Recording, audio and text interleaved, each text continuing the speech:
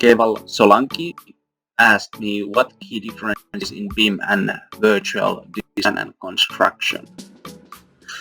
That's if we go to the terminology, BIM, Building Information Modeling, and VDC, Virtual Design and Construction.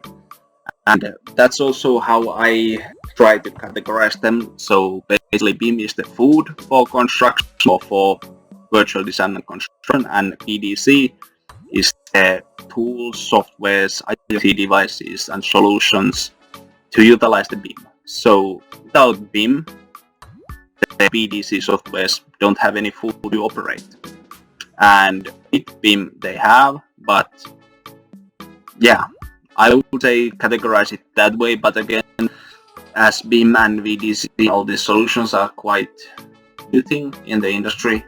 There's still terminology taking shape, like people are slicing down the smaller pieces like infrastructure BIM, building BIM, and so on, because then the building BIM is IFC mostly. Infrastructure BIM is more office models, backgrounds and so on. And then of course the software players who are trying to provide their services for us, it's quite messy. Really kind of one product that serves the whole construction. You need, they are like two different groups, infrastructure and building construction.